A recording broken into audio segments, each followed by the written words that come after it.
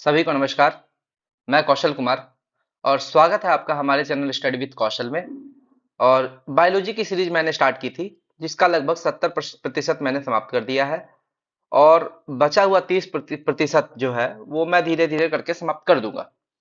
और इस बायोलॉजी के सीरीज में आज हम पढ़ाने जा रहे हैं संवेदी अंग, यानी कि सेंसरी ऑर्गन्स। ठीक। सेंसरी ऑर्गन्स यानी कि ऐसी तंत्रिकाएं जो हमें सेंस की अनुभूति दिलाती है। जैसे हर सेंस ऑर्गन एक नर्व सेल से जुड़ी हुई होती है। जैसे कि आपको देखना है ना? तो आप वहां पर आपका जो नर्वस सिस्टम, आपका जो नर्व आपका जुड़ा हुआ रहेगा, उसको बोलते हैं ऑप्टिक नर्व। यानी कि वो आपको देखने की अनुभूति कराएगा। अगर आपको सुनना है तो ऑडिटरी नर्व, ठीक है, कान से जुड़ा हुआ होता है।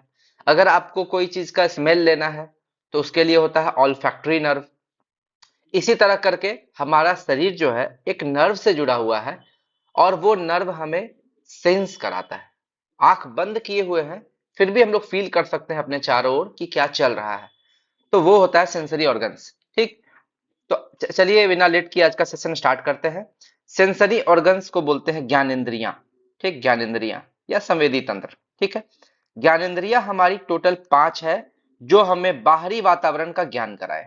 ज्ञानेंद्रियां किसको बोलते हैं? जो हमें बाहरी वातावरण का ज्ञान कराए। देखना है, सुनना है, फील करना है। से स्किन स्किन क्या करता है? टच, फील कराता है। ठीक है।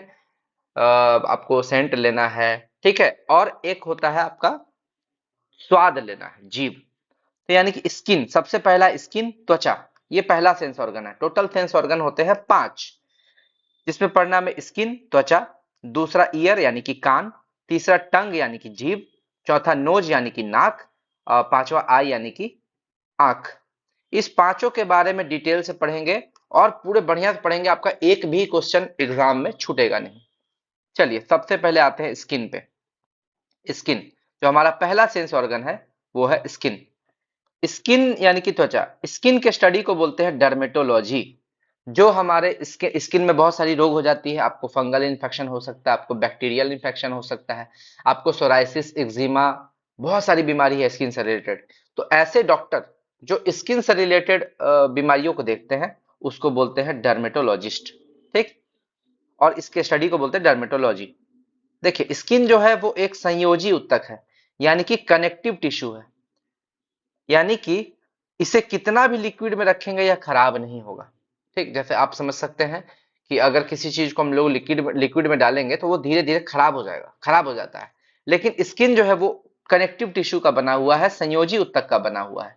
यानी कि स्किन जो है, उसको कनेक्टिव टिश्यू, ऐसा उसका प्रॉपर्टी होता है, इसकी खासियत है कि उसे कितनी भी लिक्विड में रखेंगे वो खराब नहीं होगा। एग्जाम्पल, जीभ। आपका जीभ हमेशा पानी में रहता है। लार वहां पे रहता है ना, मुंह में लार। तो वो आपका जीभ हमेशा पानी के कांटेक्ट में रहता है, लेकिन कभी जीभ खराब नहीं होता है। क्यों? जीभ जो है वो कनेक्टिव टिश्यू से बना हुआ है, संयोजी ऊतक से बना हुआ है। ठीक। तो इसलिए आप दिमाग में रखिए, कितना भी पानी में हम लोग हाथ धोते हैं बार बार, दिन भर में 10 बार हैंड वॉश करते हैं, कहाँ स्किन खराब होता है? नहीं खराब होता है, क्योंकि स्किन जो है वो कनेक्टिव टिश्यू का बना होता है। लेकिन एक चीज याद रखिएगा, हर चीज का एक लिमिट है। ठीक है। चलिए आगे बढ़ते हैं। जीवन काल, स्किन का जीवन काल होता है 4 वीक, यानी कि 28 दिन। 28 दिन में आपका स्किन जो है रीजनरेट करता है, फिर से बनता है, खराब हो जाता है, मरता है, फिर बनता है, पुनर्जन्म होता है। इसीलिए देखिएगा स्किन की कहीं कहीं से देखिएगा पपड़ी आपका उधरेगा। ठीक है। पपड़ी झड़ के निकलेगा और नया स्किन बनेगा। स्किन का यही परंपरा है, वो बार बार नया उगेगा। अगर नया नहीं उगेगा तो पुराना स्किन आपका खराब हो जाता है। ठीक। और पुराना स्किन जब तक आपका झड़ता नहीं, उससे पहले ही अंदर में नया स्किन फॉर्म हो जाता है। फॉर्मेशन पहले ही शुरू हो जाता है। ठीक। आगे बढ़ते हैं। 2 क्वेश्चन ये एग्जाम में बार बार पूछता है। शरीर का सबसे बड़ा अंग, ऑर्गन। अगर आपका शरीर का सबसे बड़ा अंग का बात करें, बाहरी अंग, तो वो त्वचा हो जाएगा। लेकिन अगर शरीर का सबसे बड़ा, यहाँ पे एक आंतरिक वर्ड छूट गया है, आंतरिक अंग, है ना? आंतरिक अंग की अगर बात करें तो वो हो जाएगा लीवर। आंतरिक अंग की बात करेंगे तो वो हो जाएगा लीवर। तो शरीर का सबसे बड़ा अंग स्किन, स्किन से बड़ा कुछ है ही नहीं, पूरे शरीर में फैला हुआ है। लेकिन अगर आंतरिक अंग की बात करें, इंटरनल ऑर्गन की बात करें, तो उसमें हो जाएगा लीवर। यहाँ पर स्टूडेंट जो है वो फंसते हैं अगर एग्जाम में क्वेश्चन पूछता है तो। आगे आते हैं फंक्शन। स्किन का काम क्या है? स्किन का फंक्शन देखेंगे, 1 2 3 पॉइंट वाइज देखेंगे। सबसे पहला फंक्शन इसका रक्षा करना। कैसे रक्षा करता है? त्वचा से लाइसोजाइम एंजाइम निकलता है। हम बताए थे आपको लाइसोजाइम एंजाइम कहाँ कहाँ से निकलता है। लाइसोजाइम एंजाइम आपका मुंह से भी निकलता है, मुंह से, पसीना से, ठीक, पसीना से निकलता है लाइसोजाइम एंजाइम, और आपका नाक से भी निकलता है। ये लाइसोजाइम एंजाइम करता क्या है? हानिकारक बैक्टीरिया को मार देता है, हानिकारक बैक्टीरिया कीटाणुओं को मार देता है, ठीक। तो इस तरह ये, और यूवी रे को सोखने और प्रोटेक्ट करने का काम मेलानिन करता है, ठीक। मेलानिन जो है स्किन के ही, पिछले में हम ग्रैंडुलर सिस्टम बताए थे, यानी कि ग्रंथि तंत्र, उसमें बताए थे कि मेलानोसाइट जो है वो मेलानिन का स्रावन करता है। मेलानोसाइट से मेलानिन निकलता है, और मेलानिन जो है वो स्किन कैंसर होने से बचाता है। जिसके शरीर में मेलानिन ज्यादा होगा उसका कलर डार्क होगा, वो काला होगा, और जिसके शरीर में मेलानिन कम होगा वो गोरा होगा, और उसका शरीर मेलानिन कम होगा उसका शरीर गोरा होगा। लेकिन याद रखिएगा काले होने से कोई फर्क नहीं पड़ता है, मेलानिन ज्यादा होगा तो वो स्किन कैंसर से बचाएगा, यानी कि यूवी रे से हमें, पराबैंगनी किरणों से हमें बचाएगा, क्योंकि पराबैंगनी किरण को सोखने का काम करता है मेलानिन।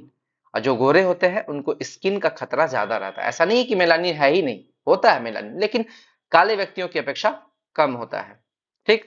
तो त्वचा का काम है रक्षा करना। एक तो लाइसोजाइम एंजाइम हमें कीटाणुओं से रक्षा करता है, और मेलानिन हमें यूवी रे से रक्षा करता है, ठीक। यही मेलानिन त्वचा का रंग डिसाइड करता है। मेलानिन ज्यादा होगा तो काला होगा, मेलानिन कम होगा तो गोरा होगा। मेलानिन अगर औसत है, ना ज्यादा ना कम, तो वो सांवला होगा।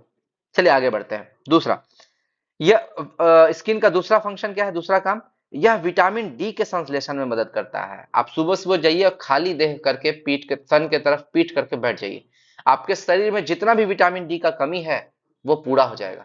विटामिन डी बहुत स्किन डिजीज के लिए आपका बेनिफिशियल है। विटामिन डी के संश्लेषण में आपका स्किन ही मदद करता है। याद रखिएगा, एक आपको तरीका बताते हैं, एक होता क्या है, विटामिन डी हम लोग को, कोई जैसे हम लोग आपका गाजर खा लिए, गाजर से मिल गया आपको विटामिन ए, मिलता है विटामिन ए, लेकिन कोई ऐसा पदार्थ नहीं है जिससे विटामिन डी मिलेगा।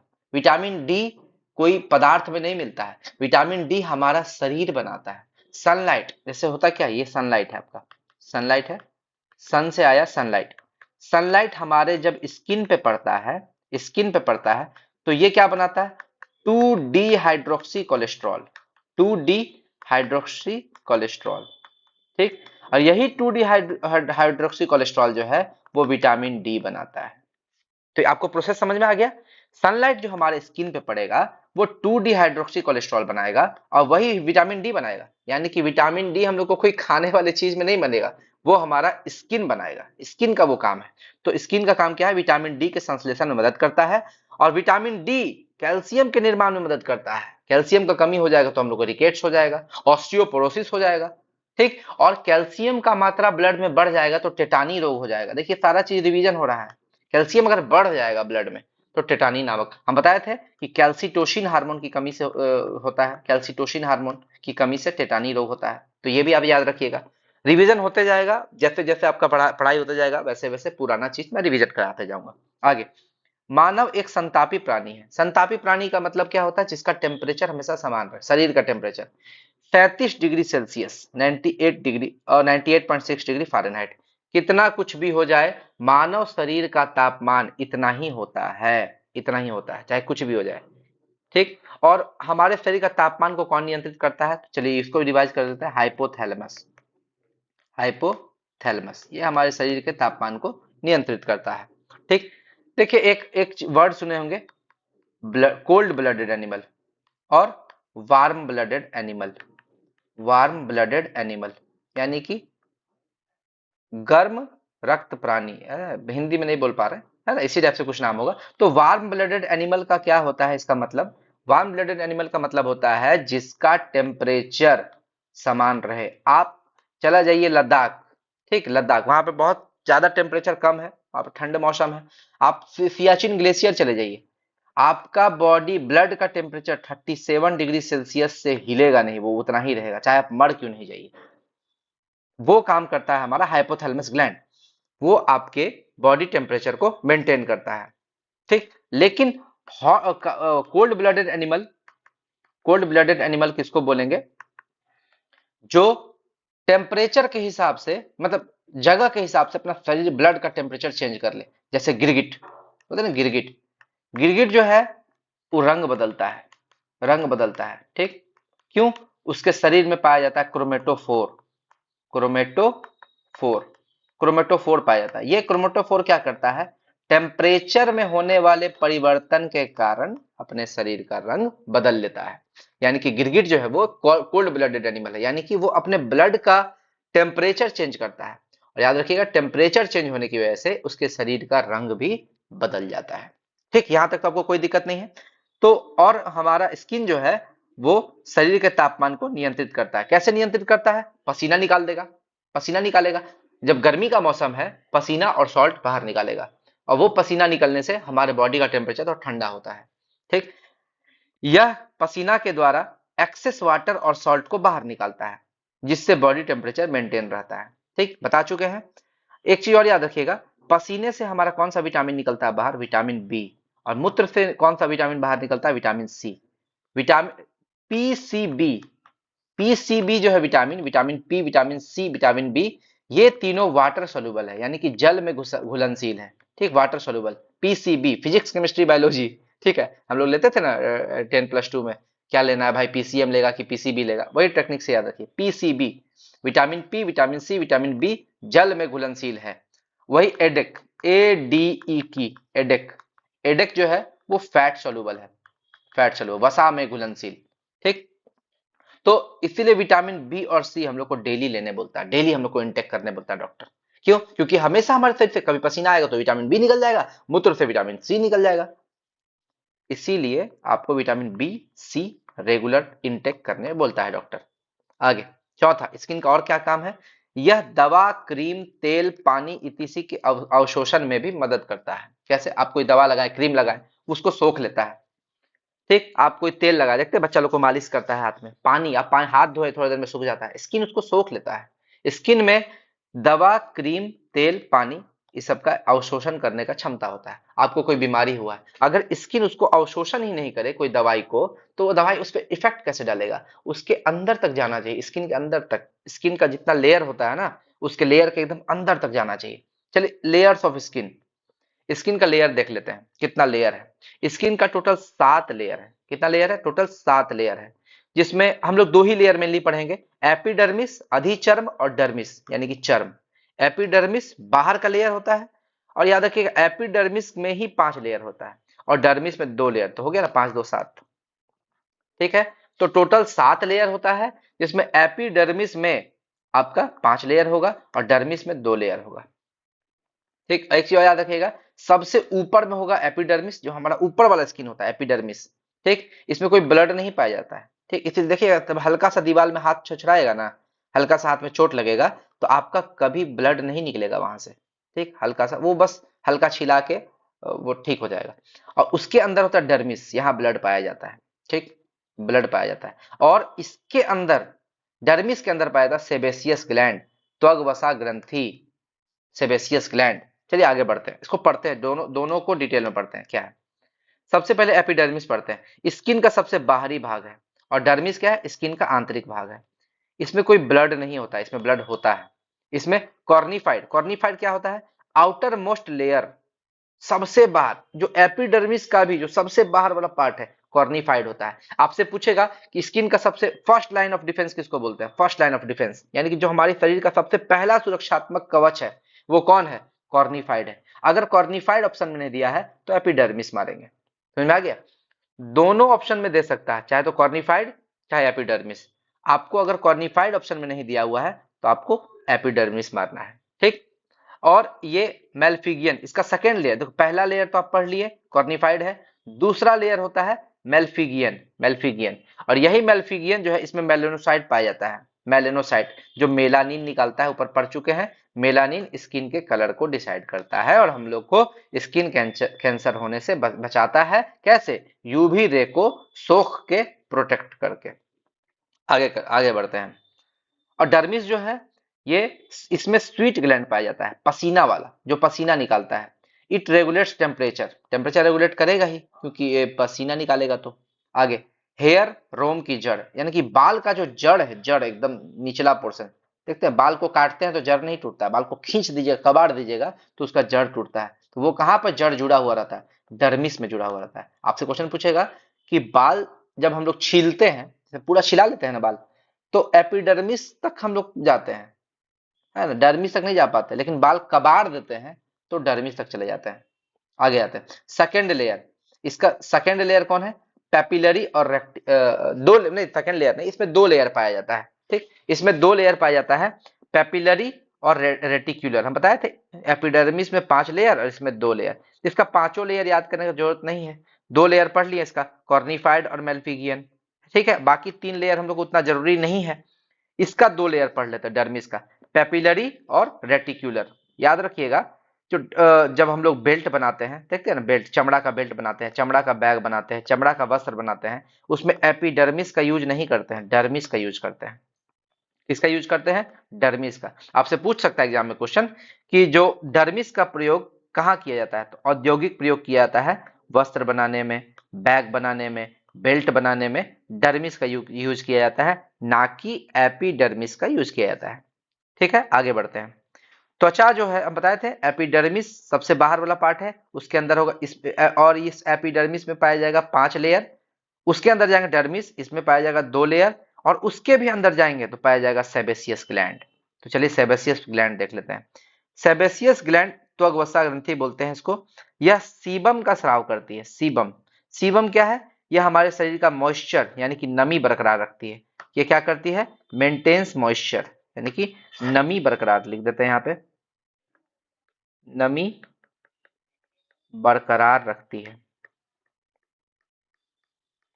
हमारे शरीर में नमी बनाती है। ठीक है, नमी बनाती है। आगे आते हैं, सेबम अगर बढ़ जाएगा शरीर में, सीबम, तो क्या होगा? एक्ने आ जाएगा। एक्ने, मुहासा, नहीं बोलते मुहासा आ गया, चेहरे पे पिंपल्स आ गया। क्यों? सेबम जो है वो टीन एज में ज्यादा एक्टिव होता है। देखिएगा जब आपका लड़का प्यूबर्टी पीरियड में जाता है ना, यानी कि वो जब जवान होने वाला किशोरावस्था में जाता है ना, उसका नया नया जवानी उभरता है, उस समय उसका बहुत पिंपल्स आता है। क्यों? उसको लगता है कि भाई मेरा चेहरा खराब हो गया, ये हो गया। भाई वो समय है, तुम्हारे शरीर से सीबम ज्यादा निकल रहा है, सीबम ज्यादा निकल रहा है, और टीनेज में ज्यादा एक्टिव रहता है, इसलिए शरीर पर एक्ने आते हैं। वही धीरे धीरे सीबम घटने लगता है तो फिर एक्ने ठीक हो जाता है। बुढ़ापा में, बुढ़ापा में क्या होता है? आपका सीबम घट जाता है, तो स्किन में मॉइस्चर की कमी आ जाती है, जिससे स्किन में रिंकल्स यानी कि झुर्रियां पड़ जाती है। तो ये आपको समझ में आ गया, सीबम ही डिसाइड करता है आपका स्किन में एक्ने आएगा, कि आपका झुर्रियां आएगा, या आपका स्किन एकदम ग्लो करेगा। सीबम अगर एवरेज है तो बहुत अच्छा स्किन है, स्किन आपका बहुत बढ़िया रहेगा। आगे, हमारे स्किन की मोटाई कितनी होती है? 0.5 से 2 mm, 0.5 से 2 mm। अब डिपेंड करता है कि ये 0.5 कहाँ होगा, 2 कहाँ होगा। पलक है तो सबसे पतला होगा, पतली स्किन आपका पलक में हो जाएगा। ठीक है, पलक के पास आपका पतला स्किन होगा। मोटा स्किन कहाँ होगा? तलवा में। तलवा में देखिए, आपका हथेली में, हाथ का यहाँ पे जहाँ पे पाम होता है वहां पे, एड़ी में, ये सब में आपका मोटा स्किन होगा, तो वहां पे 2 mm तक हो जाएगा। ठीक है, लेकिन जहाँ पे पतला स्किन है पलक में, वहां 0.5 mm होगा।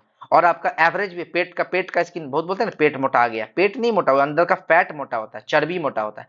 पेट का स्किन एवरेज होगा, यानी कि 0.5 से 2 के बीच में होगा, एवरेज में आता है। आगे आते हैं, ईयर, कान के बारे में पढ़ते हैं। तो पहला टॉपिक हमारा कंप्लीट हो गया इसमें, स्किन। दूसरा आ गया हम लोग कान में। कान में जब हम लोग आते हैं तो एक चीज आप समझ लीजिएगा, 2 तरह का वेव है हम लोग को जो पढ़ना है फिजिक्स में। पहला वेव होता है लाइट वेव, जिसको प्रकाश तरंग बोलते हैं, और दूसरा साउंड वेव, जिसको ध्वनि तरंग बोलते हैं। ठीक, लाइट वेव, प्रकाश तरंग, ये कैसा तरंग है? आपसे एग्जाम में पूछता है, आप मारिएगा ट्रांसवर्स, अनुप्रस्थ।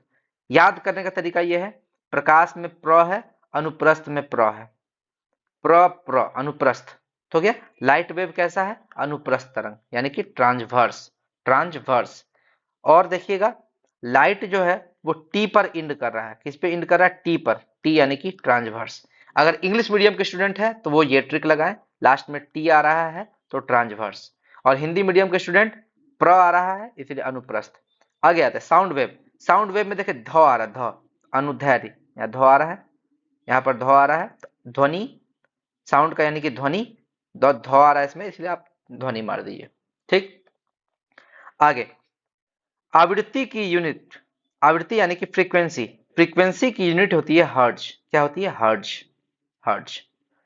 अब देखिए, जो आपका ऐसा साउंड जिसका आवृत्ति 20 हर्ट्ज से कम है, जिसकी आवृत्ति 20 हर्ट्ज से कम है, उसको बोलते हैं इंफ्रासोनिक, यानी कि अवश्रव्य ध्वनि।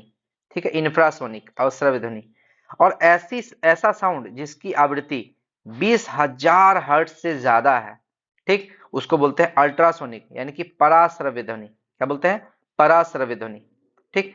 और ना तो हम लोग मानव मानव ना तो 20 हर्ट्ज से कम का ध्वनि सुन सकता है, यानी कि इंफ्रासोनिक नहीं सुन सकता है, और ना ही वो अल्ट्रासोनिक सुन सकता है।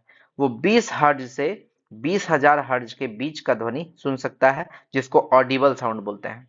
यानी कि 20 हर्ट्ज से 20,000 हर्ट्ज के बीच का जो आवृत्ति है, उसको ऑडिबल तरंग बोलते हैं। वो सुनने लायक जो तरंग है वो यही है। मानव इसी आवृत्ति के बीच की ध्वनि को सुन सकता है, 20 हर्ट्ज से 20,000 हर्ट्ज के बीच में। लेकिन कुछ जानवर ऐसे होते हैं जो इस दोनों को सुन सकते हैं, इंफ्रासोनिक को और अल्ट्रासोनिक को। तो हम लोग देख लेते हैं जानवर जो इंफ्रासोनिक वेव को सुन सकते हैं, वो कौन है?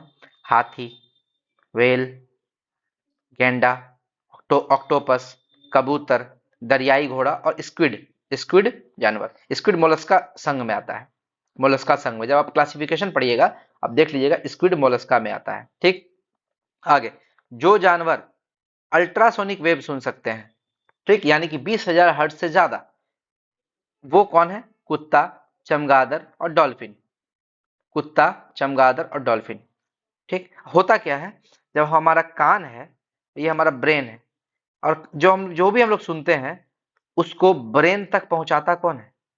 जैसे मान लीजिए हम बोले हेलो, तो हेलो वर्ड आपके कान में गया, और कान में जाने के बाद वो जिससे सारा प्रोसेस होके वहां पे लास्ट में एक रहता है एकॉस्टिक या ऑडिटरी नर्व। ठीक है, एक नर्व रहता है, वो नर्व उस हेलो को पकड़ के ब्रेन तक ले जाएगा। उसके बाद ब्रेन उसको इंटरप्रेट करेगा। क्या करेगा? ब्रेन उसको इंटरप्रेट करेगा। अब ब्रेन इंटरप्रेट करके बता देगा कि जो साउंड बोला गया है वो हेलो है। आप समझ जाएगा, अच्छा हेलो बोला गया है। अगर आपका ब्रेन नहीं बताता तो आपको कभी समझ में नहीं आता कि वो बोला क्या है। ठीक। आगे, ये देखिए, परसिस्टेंस ऑफ विजन और परसिस्टेंस ऑफ हियरिंग। यानी कि अगर कोई भी चीज आप देखते हैं, कोई भी चीज आप देखिए, कहीं कुछ लिखा हुआ, जैसे आप इसको, इस वर्ड को देख रहे हैं परसिस्टेंस, और आंख बंद कर लीजिए, देखिएगा धीरे धीरे ये परसिस्टेंस आपके आंख से धुंधला होने लगेगा। धुंधला होने लगेगा। वो कितना सेकंड तक आपके आंख में एग्जैक्ट रहेगा? 1/16 सेकंड तक। 1/16 सेकंड तक। तो यही आपको मेमोरी में मदद करती है। यही चीज अगर आप सुने हैं, कोई चीज सुने हैं, है, जैसे कोई हम बोले हेलो, तो एग्जैक्ट वो हेलो आपके कान में कितने देर तक रहेगा? 1/10 सेकंड तक। इसी को बोलते हैं परसिस्टेंस ऑफ विजन और परसिस्टेंस ऑफ हियरिंग। यानी कि 1/16 सेकंड, 1/10 सेकंड। और प्रकाश की गति कितनी होती है? 3 × 10⁸ मीटर प्रति सेकेंड। आगे बढ़ते हैं। ये कान का डायग्राम है, जो कि बाद में यूज करेंगे, इसको हम लोग बाद में इसको पढ़ेंगे। कान का 3 पार्ट होता है, आउटर ईयर, मिडिल ईयर और इनर ईयर। इस तीनों पार्ट को एक एक करके समझेंगे। आगे बढ़ते हैं। कान, ये हमारा हो गया कान। कान का कितना लेयर है? 3 लेयर है, आउटर लेयर, मिडिल लेयर और इनर लेयर। ठीक। आउटर लेयर, आउटर लेयर में 7 भाग होता है। कितना भाग होता है? 7 भाग। ठीक। ये बाह्य भाग है, और इसमें दो को आपको मेनली याद रखना, हेलिक्स और लेबुला। हेलिक्स और लेबुला। हेलिक्स जो है, कान, जैसे ये कान है ना, कान के ऊपर वाला भाग को बोलते हैं हेलिक्स, और नीचे वाला बाल को बोलते हैं लेबुला। लेबुला, जैसे ये कान है हमारा, तो यहां पर इसको बोलेंगे हेलिक्स। चलिए यहां बना ही देते हैं, बोलेंगे हेलिक्स, और इसको बोलेंगे लेबुला। लेबुला। तो महिला लोग कनबाली कहाँ पहनेगी? महिला लोग कनबाली पहनेगी लेबुला में। लेकिन आजकल देखते हैं स्टाइल चलल है, पुरुष लोग भी कनवाली पहन लेता है यहाँ हेलिक्स में और लेबुला में। तो आजकल हेलिक्सों में कनवाली पहनने का फैशन चला हुआ है। तो याद रखिएगा, लेबुला कनवाली के लिए मेन है, बचपन से आदमी यही पहनते आया है, पूरा पौराणिक कथा से भी आपको यही पहनेगा। लेकिन लेबुला आजकल लेबुला के अलावा हेलिक्स भी आपका फेमस हो गया, यहाँ पे भी आजकल कनवाली पहनने लगा है। ठीक। आगे आते हैं। आउटर ईयर में एक होता है भाग, यहाँ पहले फिगर हम लोग समझ लेते हैं। ये पीना है, पीना। यहाँ पर आपको एक शेप दिखता होगा। कान का ऐसा शेप क्यों बनाया गया है? ताकि जितने भी एयर है उसको एक तरफ कंसंट्रेट करके वो अंदर भेज दे। कान का जो शेप है देखते हैं घुमावदार है, इसका करना क्या है, जितना भी एयर है या जो भी साउंड आता है उसको यहाँ से बढ़िया से मैनेज करके वो अंदर भेज दे।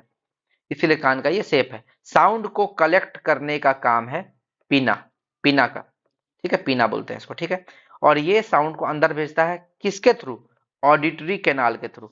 ये जो अंदर में जो रास्ता दिख रहा है, ये जो रास्ता, जो नली टाइप का ये रास्ता दिख रहा है, इसको बोलते हैं ऑडिटरी कैनाल, ठीक है। यहां पर आपका होता है ईयर ड्रम, ईयर ड्रम जिसको कान का पर्दा बोलते हैं। क्या बोलते हैं? ईयर ड्रम, कान का पर्दा। और ये आ जाता है मिडिल ईयर में, मिडिल ईयर ड्रम आपका मिडिल ईयर में आ जाता है। ईयर ड्रम के ऊपर में एक हैमर होता है, हैमर, हैमर जो हथौड़ी बोलते हैं, पीटता है, साउंड की आवृत्ति को बढ़ाता है, ईयर ड्रम बोलते हैं उसको, ठीक है। अब देखिए, अब हम लोग को समझना क्या है, ईयर ड्रम में एक क्या चीज होता है? Tympanic membrane. ईयर ड्रम जो है उसमें कौन सा मेम्ब्रेन पाया जाता है? टिम्पैनिक मेम्ब्रेन, ठीक। और ये टिम्पैनिक मेम्ब्रेन क्या करता है? जो भी साउंड हम लोग सुनते हैं उसकी आवृत्ति को या उसकी इंटेंसिटी को 22 गुना बढ़ा देता है, 22 गुना। नहीं तो साउंड जो है धीरे धीरे अंदर जाते जाते खत्म हो जाता है, तो उसको 22 गुना बढ़ा देता है ताकि साउंड हम लोग को अच्छे से सुनाई दे सके। वो काम किसका है? ईयर ड्रम के अंदर टिम्पैनिक मेम्ब्रेन का काम है, ठीक है। और ये टिम्पैनिक मेम्ब्रेन जाता है, उसके बाद ये साउंड अंदर जाता है, कोकिला वगैरह ये सभी यूजफुल होता है, लास्ट में जाता है ऑडिटरी नर्व के पास। और ये ऑडिटरी नर्व सीधा सिग्नल कहाँ भेज देता है? ब्रेन के पास, ब्रेन के पास भेज देता है। चलिए अब इसको हम लोग पढ़ते हैं आगे। आउटर ईयर में पीना है जिसको कर्ण पल्लव बोलते हैं। यह कार्टिलेज से बना होता है, ये बोन से नहीं बना होता है, तो याद रखिएगा पीना जो है उसमें कोई हड्डी नहीं होता है, ठीक। यह बाहर के साउंड को कलेक्ट करके लाता है, बोले इसका काम है कलेक्ट करके लाना। यह बैलेंस बनाने का भी काम करता है। बैलेंस कैसे बनाता है? देखिएगा, कुत्ता लोग को कानवा खड़ा करते रहेगा बीच बीच में, ठीक है, कान खड़ा कर लेगा। उसका काम क्या है? कान खड़ा करके वो बैलेंस बनाता है। जब भी उसको कोई खतरा दिखेगा तुरंत कान खड़ा कर लेगा, शरीर का बैलेंस बनाएगा। बंदर लोग को देखिएगा, जब चढ़ना हो कहीं रस्सी उसी पे या कहीं पे, पुछिया एकदम सीधा कर लेगा, पुच्छी से वो बैलेंस बनाता है, ठीक। कोई वैसे यूज नहीं है पुच्छी का, लेकिन पुच्छी का काम करता है वो बैलेंस बनाने का। तो कान का काम क्या है? ज्यादा कुछ नहीं है, बैलेंस बनाना। पीना का काम क्या है? बैलेंस बनाना, ठीक। आगे, इसमें एक ऑडिटरी कैनाल, एक चीज और समझिएगा, कि जो बैलेंस बनाने का जो काम होता है, जो हमारा पीना करता है, तो ये बैलेंस तो हम लोग मानव जो है कान को नहीं हिला सकते हैं, पीना को, ठीक है। जनरली जानवर ही इसको हिला सकता है, लेकिन कुछ मानव ऐसे भी हैं, कुछ व्यक्ति ऐसे भी जो कान को हिला लेते हैं, पता नहीं वो अगले जन्म का दोष है उनमें, पिछले जन्म का। चलिए ठीक, आगे बढ़ते हैं, छोड़िए। इसमें एक ऑडिटरी कैनाल पाया जाता है जो साउंड सिग्नल को मिडिल ईयर तक पहुंचा देता है। यानी कि ऑडिटरी कैनाल जो है यहाँ पर ये यहाँ मिडिल ईयर में पहुंचा देता है, ईयर ड्रम के पास, ठीक है। इसमें एक वैक्स ग्लैंड भी पाया जाता है जो कि वैक्स का सिक्रेशन करता है। वैक्स ग्लैंड पाया जाता है जो वैक्स का सिक्रेशन करता है। तो आप समझ गए होंगे कि कान के बारे में जो फंक्शन है जितना भी, वो आप अभी तक अच्छे से उससे समझ गए होंगे जहां तक मैंने समझाया है। तो अब एक चीज और समझ लीजिए कि ये कुछ लोग को कान खोदने का आदत होता है, ठीक। कान खोदने का आदत होगा तो क्या करेगा? जैसे कान खोदेगा सारा वैक्स को बाहर निकाल दिया, कान फिर वो वैक्स बना देगा, फिर वो वैक्स बना देगा। इसीलिए देखिएगा वो बार बार कान खोदते रहेगा। जिसको एक बार कान खोदने का आदत लग गया ना, बार बार खोदते रहेगा और हमारा कान वैक्स बनाते रहेगा। लास्ट में एक बार खोद देगा ढेर अंदर तक तो कान खराब हो जाएगा। आगे आते हैं मिडिल ईयर। मिडिल ईयर की बात करें, इसको बोलते हैं मध्य भाग। मध्य भाग है कान का, हमारा मध्य भाग है। इसमें एक टिम्पेनिक मेम्ब्रेन पाया जाता है। टिम्पेनिक मेम्ब्रेन ईयर ड्रम में होता है, ईयर ड्रम के मेम्ब्रेन को टिम्पेनिक मेम्ब्रेन बोलते हैं, ठीक है। ये मिडिल ईयर में पाया जाएगा। ये टिम्पेनिक मेम्ब्रेन करता क्या है? जो भी हम लोग साउंड सुनते हैं उसको 22 गुना बढ़ा देता है, 22 गुना। अगर टिम्पेनिक मेम्ब्रेन नहीं होता, बड़ी कम साउंड सुनाई देता, हम लोग को पता भी नहीं चलता कि बोला क्या है। आगे, इसमें स्टेपीज बोन्ड और स्टेपीडियस मसल पाया जाता है। याद रखिएगा, हम लोग पढ़े थे जब बोन वाला चैप्टर, तो उस समय पढ़े थे कि शरीर की सबसे छोटी हड्डी होती है स्टेपीज, जो कान में पाई जाती है। और शरीर की सबसे छोटी मांसपेशी होती है मसल, स्टेपीडियस। तो स्टेपीज स्टेपीडियस, ज्यादा अंतर नहीं है दोनों में, याद रखिएगा स्टेपीज स्टेपीडियस दोनों कान में पाई जाती है, और ये हड्डी है, ये मसल है। आगे आते हैं ऑसिलस। ऑसिलस का काम क्या है? हमारे कान में एक ऑसिलस पाया जाता है मिडिल ईयर में। उसका काम क्या है? आयाम को बढ़ा देना। आयाम यानी कि एम्पलीट्यूड, एम्पलीट्यूड। और यही ऑसिलस में आपको 3 गो हड्डी पाया जाता है, मेलिकस, इनकस और स्टिपीज। कान का 3 गो हड्डी होता है, पता है? 3 पेयर हड्डी होता है। पहला होता है मेलियस, मेलिटस, इनकस और स्टेपीज। स्टेपीज, यही स्टेपीज सबसे छोटी हड्डी, बता चुके हैं पहले, स्टेपीज सबसे छोटा बोन है। तो वो ऑसिलस में पाया जाता है। ऑसिलस का काम क्या है? आयाम को बढ़ा देना। जो भी एम्पलीट्यूड होता है, जैसे हम लोग पढ़े हैं ना, ये वेव है आपका, वेव, वेव, वेव ऐसे चल रहा है, तो आपका जो मैक्सिमम हाइट लेता है उसको बोलते हैं आयाम। और यहां से लेकर यहां तक, जहां से स्टार्ट हुआ वहां तक, उसको बोलते हैं वेवलेंथ, तरंग दैर्ध्य, तरंग दैर्ध्य। ठीक। और आयाम को दिखाते हैं ए से, और तरंग दैर्ध्य को दिखाते हैं लेमडा से। फ्रीक्वेंसी को दिखाते हैं एफ से या न्यू से, एफ या न्यू जो बोलिए। चलिए आगे बढ़ते हैं। एक पाया जाता है हमारे कान में कोकेला, एकदम ऐसे ऐसे गोल घुमल घुमल चीज होगा, देखिए यहाँ पे दिखाते हैं आपको, ये देख रहे हैं आपको, ये घुमल घुमल ऐसे ऐसे ऐसे ऐसे, ये इसको बोलते हैं कोकला, कोकेला। ठीक है, जो पढ़िए कोकलिया, है ना, लेकिन याद रखना चाहिए कोकलिया होता है। ठीक है, आगे बढ़ते हैं। तो ये कोकलिया एक तरल पदार्थ होता है, इसमें एक तरल पदार्थ होता है जो क्या करता है, सिग्नल को कनेक्ट करता है, सिग्नल लेके कहाँ भेज देता है, कार्पोरा पेंडिकल। कहाँ भेज देता है? कार्पोरा पेंडिकल, यहीं पे इसी में रहता है लास्ट में कार्पोरा पेंडिकल, जो ऑडिटरी नर्व के थ्रू ब्रेन में चला जाता है। तो कौन लेके जाता है? कार्पोरा पेंडिकल। कान में कौन सा पार्ट लेके जाता है? एकदम लास्ट वाला पार्ट, कार्पोरा पेंडिकल, कार्पोरा पेंडिकल। ठीक, चलिए ये भी मिडिल ईयर में पाया जाता है, मिडिल ईयर में पाया जाता है। आगे आते हैं, सबसे इनर पार्ट, सबसे इनर पार्ट में आपका एकॉस्टिक नर्व ही पाया जाएगा, और कुछ नहीं है। इसमें एकॉस्टिक नर्व पाया जाता है जो कॉकलिया द्वारा उत्पन्न सिग्नल को ब्रेन तक पहुंचाता है। ब्रेन उस सिग्नल को इंटरप्रेट कर देता है, यानी कि बता देता है कि आप कौन सा वर्ड सुने हैं। हम जो बोल रहे हैं वो आपका ब्रेन ही बता रहा है, इंटरप्रेट कर रहा है। इंटरप्रेट करना मतलब समझाना, ब्रेन ही समझाता है कि आपने बोला क्या है। अब देखिए, कान से एक नली गर्दन तक जाती है, यहाँ पर है ना आपका, यहाँ पर, यहाँ पर आपका एक नली, ये नली आपका गर्दन तक चला जाता है, गर्दन। ठीक है, गर्दन तक चला जाता है, नाक में भी चला जाता है आपका, है ना, जो अचानक तेज आवाज से हमारे कान की क्षति को बचाता है। देखिएगा, जब आपको बहुत तेजी से कोई आवाज सुनाई देगा ना, तो तो क्या होगा, जब कोई आवाज बहुत तेजी से सुनाई देगा तो वो आवाज यहाँ जाएगा, उसका इंटेंसिटी इतना ज्यादा होगा कि वो कान का पर्दा उर्दा सब तहस नहस कर देगा। तो क्या शरीर इससे बचने के लिए कोई उपाय नहीं करता है? करता है। ये जो नली है ये हमारे गर्दन तक जाती है, गर्दन तक। जैसे ही कोई साउंड बहुत तेजी से सुनाई देती है, हम लोग एकदम डर के एकदम मुंह खोल लेते हैं, एकदम चिल्लाते हैं, हाँ। नहीं होता है कि कोई साउंड आता है तो एकदम तेजी से, और उस जो वो जो हा निकलता है हमारे मुंह से, तो उसमें हमारे मुंह में बहुत तेजी से हवा जाती है।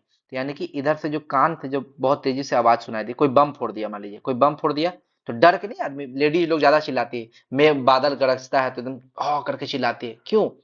वो वो नेचुरल है। उसमें होता क्या है, जब मुंह खुलता है तो मुंह से अंदर हवा जाता है, तो यहाँ से जो हवा इधर जा रहा है और मुंह से जो हवा जा रहा है वो आपस में एक दूसरे टकरा जाता है, और जब जहां पर टकराएगा वो वहां पे एक दूसरे को न्यूट्रल कर देगा। क्या कर देगा? न्यूट्रल कर देगा। ठीक है, और हमारा कान डैमेज होने से बच जाएगा। यानी कि यहाँ से ये हवा जाएगा, यहाँ आएगा, ठीक, और ये बाहर से जो हवा आया है ये हवा बीच में ही टकरा जाएगा, और कान को क्षति होने से बचा लिया जाएगा। ठीक, ये समझ गए? तो इनर ईयर भी हम लोग समझ गए, ईयर का सारा पार्ट समाप्त हो गया। कान जो था इतना ही था, और कान में कुछ नहीं है, लेकिन इतना आपको समझना है अच्छे से। कैसा लग रहा है आप लोगों को मेरा वीडियो?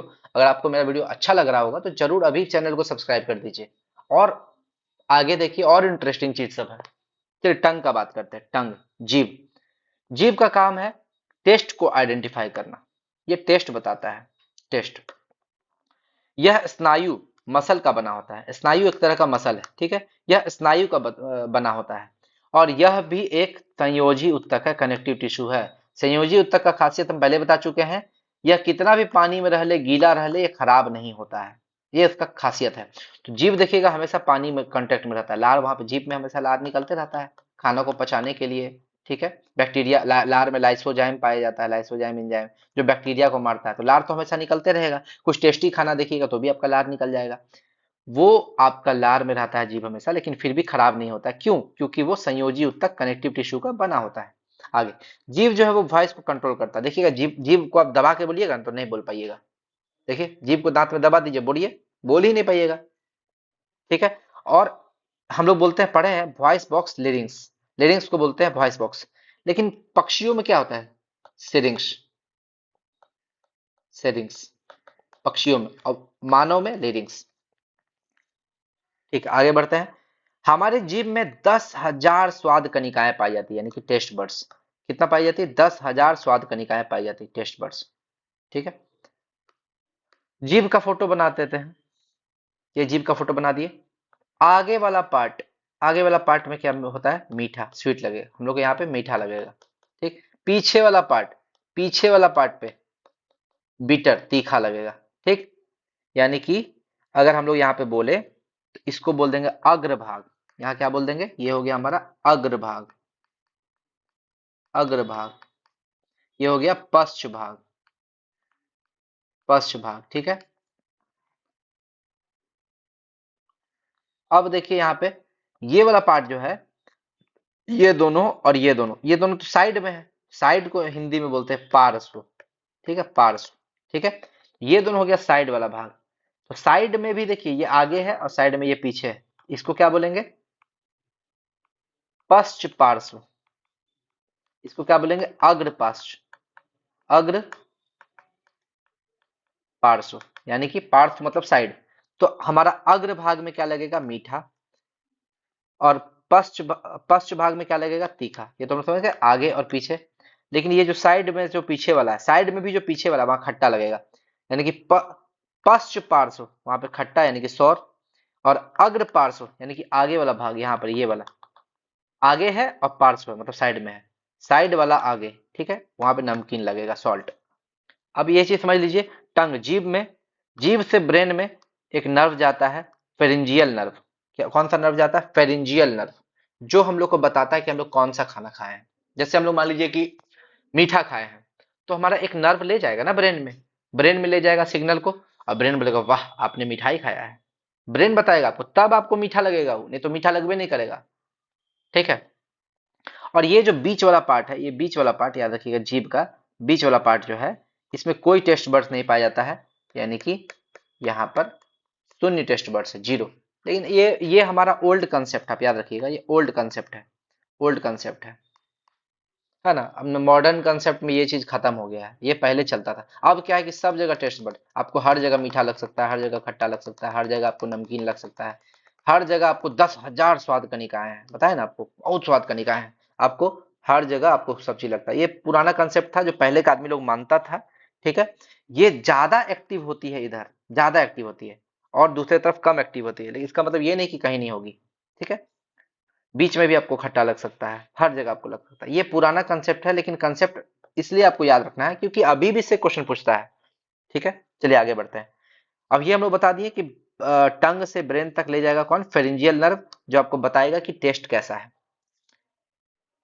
यदि हमारे टंग में, जीभ में जिंक नामक तत्व की कमी हो जाए, हमारे शरीर में जिंक नामक तत्व की कमी हो जाए, तो हम लोग को एक बीमारी होता है डाइजेसिया, टेस्ट का पता नहीं चलेगा। हम लोग को कौन सा बीमारी हो जाता है? डाइजेसिया। और हम लोग को टेस्ट का पता नहीं चलेगा, कुछ भी खा रहे हैं वो एक ही जैसा टेस्ट लगेगा। देखिएगा जब आपका क्या बोलते हैं, सर्दी वगैरह आ जाता है, सर्दी आ जाता है नहीं, आपको बुखार वगैरह होता है, तो बुखार के समय में ये आपका टेस्ट बड्स इनएक्टिव हो जाता है, आपको पता ही नहीं चलेगा, बोले हमको खाना का टेस्ट ही नहीं लग रहा, बोलते हैं ना। लेकिन इनएक्टिव होता है 100% नहीं, हल्का तो टेस्ट आपको लगता ही है। लेकिन जब आपको जिंक की कमी हो जाएगी, डाइजेस्टिव बीमारी होगी, एकदम टेस्ट नहीं लगेगा। चलिए, आपका टंग भी खत्म हो गया। अब नोज में आते हैं, नाक में। ठीक है, इसका काम सूंघना है और सांस लेना है, दो काम है इसका, सूंघना और सांस लेना। लेकिन सेंसरी ऑर्गन का बात करेंगे तो इसमें सूंघना है, इसका काम क्या है? सूंघना। सांस लेना तो रेस्पिरेटरी सिस्टम में पढ़ चुके हैं, सांस लेना, सांस छोड़ना, लेकिन यहां पर इसका काम क्या है? सूंघना। इसमें हम लोग सूंघने के बारे में ही पढ़ेंगे। हमारे नाक में एक नॉस्ट्रिल्स पाया जाता है, नसिका, जो एयर डस्ट को फिल्टर करता है। देखिएगा, जब ये जो नाक होता है आपका, यहाँ पर आपका हल्का हल्का हल्का बाल होता है। ठीक है, और ये आपका क्या करता है? एयर डस्ट को फिल्टर करता है, डस्ट को फिल्टर करता है। और क्या होता है नाक में? नाक में आपका म्यूकस भी पाया जाता है, म्यूकस, श्लेष्मा। क्या बोलते हैं? श्लेष्मा। बताए थे, श्लेष्मा एक चिपचिपा पदार्थ होता है, चिपचिपा पदार्थ। ठीक है ना। जो जैसे ही चिपचिपा पदार्थ में कोई डस्ट यहाँ पे घुसेगा, वो उसको अपने आप चिपका लेगा चारों तरफ, नाक के चारों तरफ चिपका लेगा, है। और जब मान लीजिए बहुत जमा हो जाएगा तो आप नाक खोदिएगा तो देखिएगा नाक से नकटी निकलेगा, निकलता है ना, तो वही म्यूकस वो काम करता है। ठीक है, साइंस है, मजाक मत लीजिएगा। और ना ही इस चीज को ये कॉमेडी में ले सकते हैं, कोई दिक्कत नहीं है, लेकिन मजाक मत कीजिएगा इस चीज का, ये सच में साइंस है। आप जब देखिएगा, जब आप टूर पे कहीं जाइएगा और बहुत डस्ट वाला एरिया या कहीं ट्रैफिक में जाइएगा, आपका नाक भरा हुआ रहेगा, पूरा कचरा भरा हुआ। रीजन क्या है? वो डस्ट को ज्यादा चिपका रहा है, म्यूकस, म्यूकस ज्यादा चिपका रहा है। अब वो इसलिए चिपका रहा है क्योंकि अगर वो डस्ट आपके शरीर में जाएगा, लंग्स में जाएगा, तो लंग्स को खराब करेगा। कुछ डस्ट को तो आपका नाक का बाल फिल्टर कर देता है, और कुछ डस्ट को वो म्यूकस फिल्टर कर देता है। ठीक है, तो इसलिए नॉस्ट्रिल्स आपका पढ़ चुके, एयर डस्ट को फिल्टर करता है। आगे, नोजल कैविटी ना, इसमें नोजल कैविटी नासिक गुहा पाया जाता है। अब भाई यहाँ पर नाक है, एक नोजल कैविटी पाया जाएगा जिससे सांस अंदर जाएगा, और जो भी सेंट लेंगे, स्मेल लेंगे, वो अंदर जाएगा उसी के थ्रू। नोजल कैविटी नहीं रहेगा तो अंदर कैसे जाएगा? इसमें कार्टिलेज उपास्थि पाया जाता है, इसमें भी उपास्थि पाया जाता है। हम पढ़े पढ़े थे कि पीना, पीना जो था वो हड्डी का नहीं बना होता है, वो कार्टिलेज का बना होता है। तो नाक का जो अगला पोर्शन है वो भी आपका नोजल कैविटी जो है, इसमें कार्टिलेज उपास्थि पाया जाता है। लेकिन इसमें हड्डी भी पाया जाता है, नाक का हड्डी भी पाया जाता है और कार्टिलेज भी पाया जाता है। हमारे नाक में 1 करोड़ ऑल्फैक्टरी नर्व पाए जाते हैं। ऑल्फैक्टरी नर्व, ये ऑल्फैक्टरी नर्व क्या होते हैं? जो भी चीज हम लोग सूंघते हैं उसको ब्रेन तक पहुंचा देता है ऑल्फैक्टरी नर्व, या स्मेल को ब्रेन तक पहुंचाता है। आप मान लीजिए कोई खुशबू वाला सेंट ले रहे हैं, एकदम गुलाब का बगान में आपको बैठा दिया है, आप क्या कीजिएगा?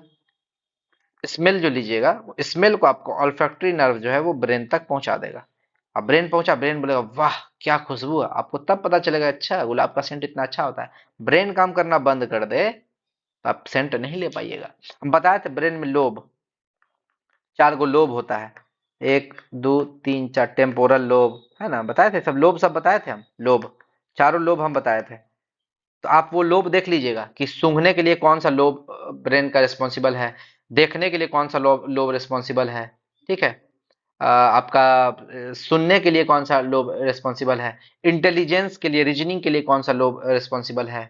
ठीक है, तो वो आप देख लीजिएगा। आगे, लगातार किसी स्मेल को हम लेते रहेंगे तो हमारा ऑल्फैक्टरी नर्व जो है वो डीएक्टिवेट हो जाता है। क्या हो जाता है? डीएक्टिवेट हो जाता है, यानी कि काम करना बंद कर देगा।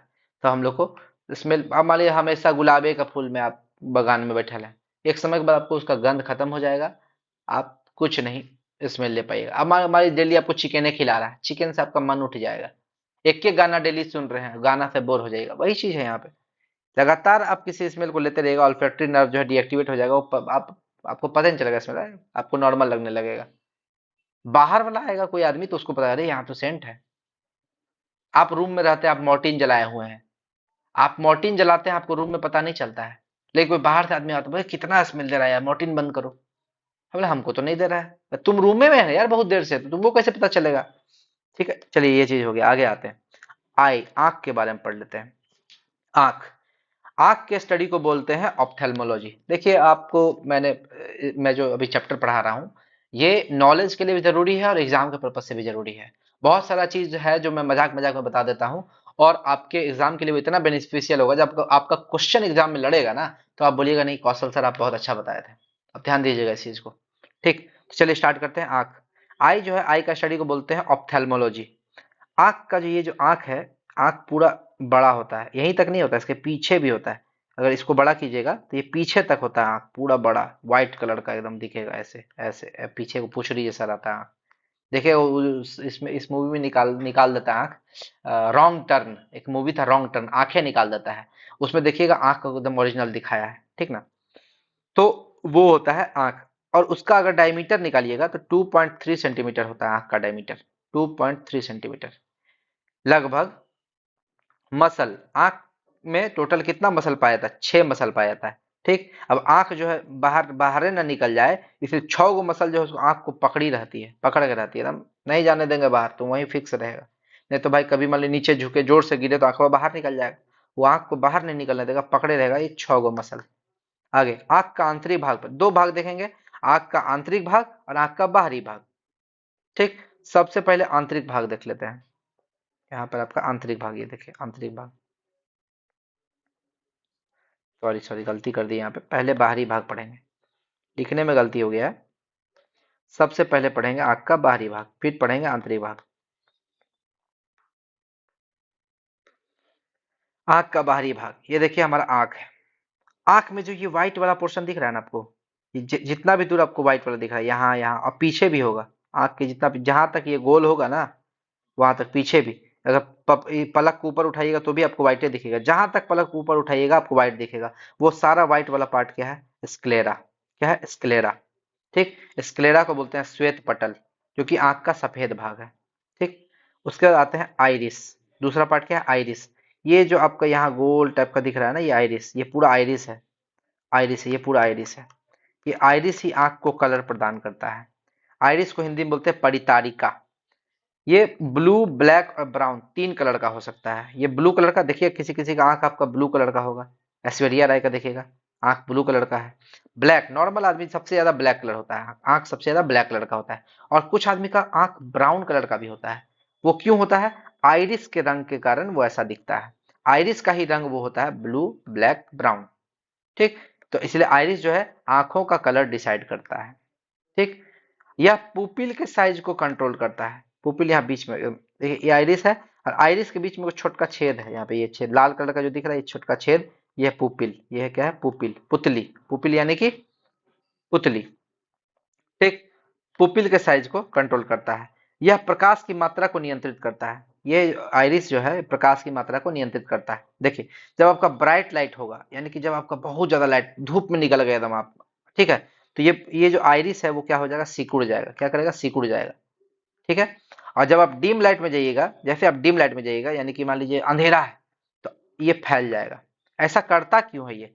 जब आप, जैसे आप धूप में जाइएगा, तो सनलाइट तो बहुत ज्यादा आ रहा है, तो उस सनलाइट का मात्रा को कंट्रोल करने के लिए, कि आपके अगर आंख में ज्यादा सनलाइट चला जाएगा तो आपको खराब कर सकता है, इसलिए वो सनलाइट का मात्रा को नियंत्रित करने के लिए, कंट्रोल करने के लिए ये सिकुड़ जाता है। और सिकुड़ जाने से ये क्या करता है? इसका जो पुपिल है, पुपिल का छेदा को छोटा करवा देता है। ये खुद तो छोटा होता ही है, ये खुद चारों तरफ से सिकुड़ जाएगा है, और पुपिल को भी छोटा कर देगा। इससे क्या होगा? आंख में जो है वो प्रकाश की मात्रा कम जाएगा। ठीक है। अब एक चीज देखिएगा, जैसे आप धूप में जाइएगा ना, जैसे आप धूप में निकलिएगा, तुरंत आंख एकदम 1 मिनट में उसको आंख को छोटा कर लीजिएगा। एकदम स्पीड में, एकदम स्पीड में आंख को छोटा कर लीजिएगा। यानी कि ब्राइट लाइट में आप जैसे जाइएगा तो आंख सिकुड़ तो जाएगा बड़ी स्पीड में, लेकिन जैसे आप धूपा से फिर रूम में आइएगा डिम लाइट में, तो आपका बहुत धीरे धीरे धीरे धीरे वो फैलेगा। यानी कि आप रूम में आइएगा, थोड़ा देर आंख ऐसे ऐसे मलिएगा, 5 सेकंड, 10 सेकंड, 20 सेकंड, उसके बाद आपको दिखना शुरू होगा। ठीक है। मतलब कि वो सिकुड़ तो जाता है बहुत जल्दी, लेकिन फैलता बड़ी धीरे धीरे है। ठीक है। इसलिए वो, जैसे आप धूप में निकलेगा तुरंत आंखों बंद कर लीजिएगा, लेकिन रूम में जब आइएगा तो उसको धीरे धीरे फैलाएगा। ये भी आप याद रखिएगा। आगे, कैमरा का जो फंक्शन होता है बिल्कुल आंख का लेंस की तरह होता है। ये तो बाद में पढ़ेंगे, कैमरा के बारे में स्पेशल पढ़ेंगे। आधार कार्ड में जो स्कैन होता है उसका 3 तरीका है। आधार कार्ड में स्कैन जो होता है वो इंफ्रारेड के द्वारा होता है। इंफ्रारेड। ठीक है। किसके द्वारा? ये क्वेश्चन पूछा हुआ एग्जाम में, इंफ्रारेड के द्वारा होता है। और टीवी रिमोट में भी इंफ्रारेड का यूज होता है। इंफ्रारेड जो तरंग है, इंफ्रारेड तरंग, वो टीवी रिमोट में भी होता है। देखिए, आपको एक चीज बता देना चाहते हैं, कहीं पे खाली जगह नहीं है।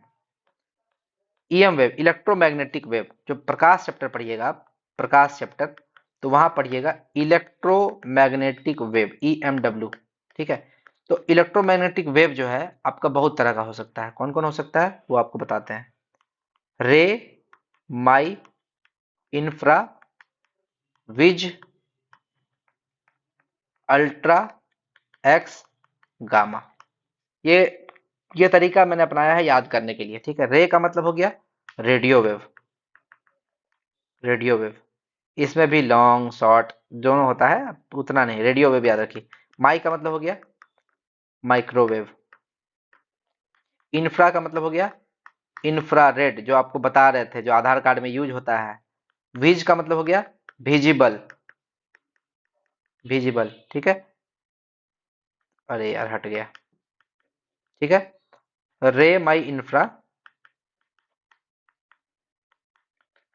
Vij, ultra, X, gamma. Visible बता दिए, विजिबल।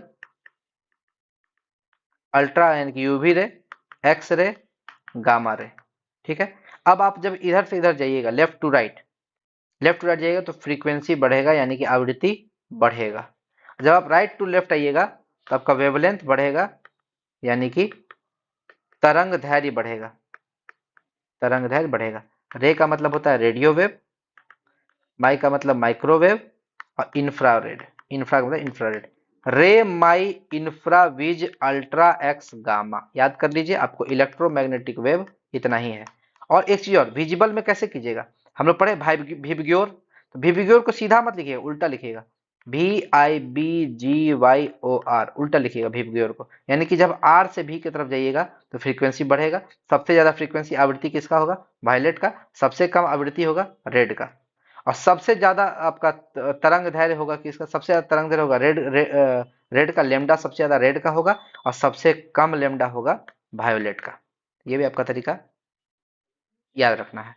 तो ये तरीका आपको बहुत सारा क्वेश्चन कंसेप्चुअल है, आपको इसी तरह याद होगा। ठीक, आगे आता है इंफ्रारेड वाला, पढ़ रहे थे हम लोग, कहाँ गया इंफ्रारेड, हाँ इधर इधर इधर इधर, बस यहीं पर होगा इंफ्रारेड। तो आधार कार्ड स्कैन में इंफ्रारेड का यूज होता है, जो कि टीवी रिमोट में भी आपका यूज होता है। और ये याद रखिएगा कि आधार कार्ड में जो स्कैन होता है वो तीन तरीका से हो सकता है, थंब के द्वारा, आइरिस के द्वारा, और डीएनए के द्वारा। ये पहचान के तरीके हैं। थंब के द्वारा नॉर्मली आपको बायोमेट्रिक किया जाता है, आइरिस आइरिस स्कैन भी किया जाता है बायोमेट्रिक वगैरह के साथ, ठीक है। डीएनए बहुत ज्यादा हाईफाई हो गया, इसके लिए आपको फोरेंसिक लैब वगैरह का जरूरत पड़ेगा, तो ये उतना अभी क्या बोलते हैं, बहुत हाई लेवल पर ये यूज होता है। जनरली ये दोनों बहुत ज्यादा यूज है। थंब और आइरिस में आइरिस को ज्यादा अच्छा माना गया है। देखिए, मुर्गा का आइरिस हमेशा सिकुड़ा रहता है, मुर्गा का आइरिस क्या रहता है, हमेशा सिकुड़ा रहता है, यानी कि आप एक चीज समझिएगा कि मुर्गा का आइरिस हमेशा सिकुड़ा रहेगा, यानी कि ब्राइट लाइट में ही एक्टिव होगा, इसलिए मुर्गा को हमेशा दिन में दिखाई देता है, ठीक है, वो सिकुड़ल रहेगा, छोटा रहेगा, कान का इसमें छेदे नहीं रहेगा ज्यादा, मतलब यानी कि, लेकिन रात में उसको दिखाई नहीं देता मुर्गा को, इसलिए रात में देखिएगा मुर्गा एकदम चुप रहेगा, एकदम चुपचाप रहेगा, ज्यादा कुछ बोलेगा नहीं, ठीक है। अब मुर्गिया को लगता है कि साला ये बोल काहे नहीं रहा है, साला बकलोलवा चुप काहे हो गया, है ना? मुर्गी को समझ में नहीं आता कि मुर्गा बोलता चुप काहे है, आज ऐसे भोर होगा एकदम कुकड़ू करना स्टार्ट कर देगा, एकदम समझ गया, हाँ हमरा दिखना स्टार्ट हो गया, समझे। तो उसका रीजन है, मुर्गी को समझ में नहीं आता है कि बकलोलवा चुप काहे हो गया, बोलिए ना रहा, बतियाइए ना रहा है, हमारे सैया जी कुछ बोलते ही नहीं है हमसे। चलिए ठीक है, मजाक मजाक मजाक से आगे बढ़ते हैं। पुपिल का बात करते हैं, पुपिल, पुतली, यह लेंस में प्रकाश को भेजता है, लेंस में प्रकाश को भेजता है, ठीक है। पुपिल जो है स्मॉल होल होता है, देखिए आइरिस में एक स्मॉल होता है, पुतली सेम काम है जो आइरिस का है वही, ये सिकुड़ेगा तो पुतली भी सिकुड़ेगा, ये फैलेगा तो ये भी फैलेगा, तो उसी को समझा देते हैं। या लेंस में प्रकाश को भेजता है, लेंस में प्रकाश यही भेजेगा, छेद वही है तो वहीं से जाएगा प्रकाश, ऑब्वियस सा बात है। लेंस जो हमारा कॉन्वेक्स लेंस होता है, उत्तल लेंस, हमारे शरीर में कौन सा लेंस पाया था, उत्तल लेंस। अगर अधिक प्रकाश होगा यानी कि ब्राइट लाइट होगा तो पुपिल का साइज घट जाएगा, क्यों, क्योंकि आइरिस घटता था, बताए थे, आइरिस घटता था, पुपिल भी घटेगा, आइरिस घटेगा पुपिल को भी घटाएगा। और कम प्रकाश में हो जब आएंगे डिम लाइट में, तो आइरिस घट जाता था तो पुपिल भी घट, आइरिस बढ़ जाता था तो पुपिल भी बढ़ जाएगा, क्यों, आंख फैलाएंगे तब ना ज्यादा लाइट आंख में घुसेगा। अगला, अब हम लोग देखते हैं कंजक्टिवा, ये एक बीमारी है, आंख का लाल हो जाना, आंख जब आंख में चोट लगता है ना तो हमारा आंख लाल हो जाता है। फर्स्ट ट्रांसपेरेंट लेयर ऑफ आई, ये पूछता है क्वेश्चन, हमारे आंख का पहला ट्रांसपेरेंट लेयर कौन होता है, तो कंजक्टिवा होता है, कौन होता है, कंजक्टिवा होता है, कंजक्टिवा। आंख का पहला पारदर्शी परत यही होता है। कॉर्निया, कॉर्निया जो होता है second transparent layer of I. I transplant करते हैं तो नेत्रदान के समय कॉर्निया को ही हम लोग देते हैं, नेत्रदान महादान, बताए थे, प्रकाश को आंख में भेजता है कौन, यही कॉर्निया। ये ट्रांसपेरेंट होता है यानी कि पारदर्शी होता है, इसमें प्रकाश रुकेगा नहीं, ये चला जाएगा, ठीक है। नेत्रदान करने समय में क्या जाएगा, आपका कॉर्निया ही दान किया जाता है, कॉर्निया, मोतियाबिंद होता है तो इसी में हो जाता है, कॉर्निया में ही। देखिए आई जो है, आंख जो है, आंख से ब्रेन में कौन सा नर्व भेजता है सिग्नल, ऑप्टिक नर्व। और ये सिग्नल कैसा होता है, इलेक्ट्रिक रूप फॉर्म में होता है, इलेक्ट्रिक सिग्नल होता है, इलेक्ट्रिक सिग्नल होता है, ठीक है, ये भी याद रखिए, विद्युत तरंगे, विद्युत तरंगे, ठीक है। ऑप्टिक फाइबर, प्रकाशिक तंतु, ठीक है, ये ब्रेन में भेजता है। जैसे मान लीजिए आप कोई चीज, कोई पेड़ देख रहे हैं, ठीक है, तो पेड़ आप देखें, हमारे आंख में आया, प्रकाश उसका आया, हमारे आइरिस सिकुड़ा फैला, जो भी किया, हमारे पुपिल के थ्रू वो आई लेंस में गया, लेंस से इमेज बना रेटिना पे, रेटिना के पास आपका क्या बोलते हैं ऑप्टिक नर्व होता है, और ऑप्टिक नर्व उसको ले जाएगा ब्रेन में। ब्रेन क्या करेगा, वो बताएगा कि वो आप जो है, आप जो पेड़ देख रहे हैं, आप जो देख रहे हैं वो पेड़ है, आप जो देख रहे हैं वो पेड़ है, वो हमारा वो काम इंटरप्रेट करने का काम, समझाने का काम ब्रेन का रहता है। ब्रेन समझिए एक तरह का न्यायालय है, वही बताएगा कि क्या है क्या नहीं, क्या सही है क्या गलत है। देखिए, जानवरों का आंख देखिएगा, जैसे बिल्ली का आंख देखिएगा ना, लाइट में चमकता है। कैमरा देखिएगा, कोई नेशनल ज्योग्राफी वगैरह में दिखाएगा, नाइट का सीन दिखाएगा जानवर का, शेर का, लोमड़ी का, चीता का, उसका आंख देखिएगा चमकते रहता है रात में, कैमरा पे या फिर लाइट पे। क्यों चमकता है? क्योंकि जानवरों की आंख में एक तरल पाया जाता है, लिक्विड पाया जाता है, जिससे हम लोग टिपिडम लूसिडम बोलते हैं। क्या बोलते हैं? टिपिडम लूसिडम। इसी के कारण जानवरों की आंख चमकते रहती है, इसी के कारण जानवरों की आंख चमकते रहती है। तो आंख का बाहर वाला पार्ट, जो बाहरी भाग था, वो हम लोग पढ़ लिए। अब आते हैं आंख का आंतरिक भाग। आंख का आंतरिक भाग, ठीक, लेंस। यहाँ देखिए, सबसे पहला आंतरिक भाग में पढ़ेंगे लेंस। ये देखिए, ये आपको दिख रहा है, ये लेंस है। ये जो बाहर में जो है, इसको बोलते हैं सिलियरी मसल। क्या बोलते हैं? Ciliary muscle. लिखा हुआ नहीं, यहाँ लिख देते हैं, लिख देते हैं यहाँ पे, इसको बोलते हैं सिलियरी मसल। सिलियरी मसल बोलते हैं, ठीक है। लेंस क्या करता है? प्रकाश को फोकस या केंद्रित करता है, प्रकाश को फोकस करेगा, केंद्रित करेगा। ठीक, जैसे ही कोई प्रकाश यहाँ से आएगा, यहाँ पर आपका आइरिस है, यहाँ पर आपका क्या है? Iris, eyeball. ये इतने छोटका दूर पे वो आंख का जो कलर रहता है ना, यहीं पर रहता है आइरिस। आइरिस के बीच में एक छोटका छेद रहेगा, उसको पुपिल बोलेंगे। अब पुपिल से लाइट आ जाएगा अंदर, इसमें पड़ेगा, और इससे बहुत सारा लाइट जाएगा। अब वो लाइट टकरा के कहाँ इमेज बनाएगा? रेटिना पे। यहाँ पर ये पार्ट हो गया आपका रेटिना। देखिए यहाँ ये पार्ट क्या हो गया? रेटिना। रेटिना पे इमेज बनाएगा, और रेटिना से यहाँ पे होता है आपका, होता है ऑप्टिक नर्व। ये ऑप्टिक नर्व आपका इस इमेज को सेंस करके तुरंत इलेक्ट्रिक सिग्नल पहुंचा देगा, कहाँ पे? ब्रेन में। ब्रेन में पहुंचा, अब ब्रेन बताएगा कि तुम देखा क्या था, ठीक है। उसका प्रतिबिंब बनाता है। लेंस क्या करता है? लेंस कौन सा लेंस होता है? कन्वेक्स लेंस, उत्तल लेंस। कन्वेक्स लेंस यानी कि उत्तल लेंस होता है, ठीक है। ये प्रकाश को फोकस करेगा कहाँ पर? रेटिना पर, और उसका प्रतिबिंब बनाएगा रेटिना पर। और ये प्रतिबिंब कैसा बनेगा? रियल एंड इन्वर्टेड, वास्तविक एवं उल्टा। कैसा प्रतिबिंब बनेगा? वास्तविक एवं उल्टा प्रतिबिंब बनेगा। तो बोले, आप बोलिएगा कि सर रेटिना पे तो उल्टा प्रतिबिंब बन रहा है, हम लोग सीधा कैसे देखते हैं? कोई इस तरह तो सब चीज हम लोग को उल्टा दिखना चाहिए था। नहीं, उल्टा हम लोग देखते हैं, लेकिन जैसे उसको ऑप्टिक नर्व ब्रेन ले जाता है, ब्रेन उसको सीधा कर देता है। तो ये भी क्वेश्चन पूछ सकता है कि जो प्रतिबिंब हमारे रेटिना पे बनता है, वास्तविक एवं उल्टा, उसको सीधा करने का काम किसका है? ब्रेन का काम है, वो ब्रेन करे। बोले सारा इंटरप्रेट ब्रेन करेगा, ब्रेन ही समझाएगा कि वो पेड़ है, तो आप उसको सीधा देख लीजिएगा। आगे, ये जो लेंस होता है, इसका अपवर्तनांक कितना होता है? Refractive index. इसका अपवर्तनांक होता है 1.4, 1.4। यह आंखों का सबसे चमकीला भाग होता है। लेंस जो है वो आंखों का सबसे चमकीला पार्ट होता है। आगे आते हैं, कैटरेक्ट, मोतियाबिंद। आई लेंस के ऊपर एक ओपेक यानी कि अपारदर्शी लेयर जमा हो जाता है। ये जो लेंस है, लेंस लेंस के ऊपर एक अपारदर्शी लेयर लेयर जमा हो जाएगा, तो आपको लाइट आएगा तो दिख भी नहीं करेगा। तो इस कंडीशन में क्या होता है? हमारा आंख कोई भी चीज देख पाने में असक्षम हो जाता है, जिसको क्या बोलते हैं? कैटरेक्ट यानी कि मोतियाबिंद। मोतियाबिंद के समय में हम क्या करते हैं? यहाँ से जो ट्रांसपेरेंट लेयर है, इसको हटाना पड़ता है ऑपरेशन करके। ऑपरेशन करके हटाते हैं मोतियाबिंद को। मोतियाबिंद का ऑपरेशन होता है, ऑपरेशन से हटता है वो। आगे, रेटिना। रेटिना यानी कि दृष्टि पटल। ठीक, ये यहाँ पर जो ये वाला पार्ट है, जहां इमेज बनता है, रेटिना, पर्दा बोलते हैं, आंख का पर्दा बोल सकते हैं। लेंस द्वारा वस्तु का प्रतिबिंब इसी पर बनता है, रियल एंड इन्वर्टेड। कैसा बनता है? रियल और इन्वर्टेड। यह इमेज इलेक्ट्रिकल सिग्नल्स के माध्यम से, बताए थे, वो सिग्नल किस माध्यम से आएगा? इलेक्ट्रिकल सिग्नल के माध्यम से, ऑप्टिक नर्व के द्वारा ब्रेन तक पहुंचा दिया जाता है। ब्रेन इस इमेज को इरेक्ट कर देता है, यानी कि सीधा सीधा कर देता है। ये जो इमेज उल्टा बना है ना, वास्तविक और उल्टा, उसको ब्रेन सीधा कर देता है, और उसको इंटरप्रेट कर देता है, समझा देता है कि तुमने जो देखा था वो पेड़ है, तुमने जो देखा था वो एक लड़की है ना। वो समझाता है, समझाना किसका काम? ब्रेन का काम है। ब्रेन ही बताएगा ना कि सामने वाली लड़की बहुत सुंदर है कि ज्यादा सुंदर नहीं है, ठीक है। आगे बढ़ते हैं, रेटिना। रेटिना में आपको दो चीज पाया जाता है, दो सेल पाया जाता है, एक रड और एक कोन्स। रड मतलब रेटिना जो है आपका, यहाँ पर रेटिना जो है, या रेटिना जो है ऐसे, ये दिख रहा है आपको? रेटिना को जब आप बनाइएगा, ये यहाँ से यहाँ तक पूरा रेटिना है, ठीक है, यहाँ से यहाँ तक पूरा रेटिना है, रेटिना है, ठीक है। और यहाँ पर वो रेटिना थोड़ा सा पीछे गुच्छा जैसा बांध दिया है ऐसे करके, ठीक है। तो रेटिना मतलब समझिए, इसको जब फोटो बनाएंगे तो यहाँ पर गुच्छा ऐसा बांध दिया है, फिर यहाँ आएगा, फिर यहाँ से आएगा।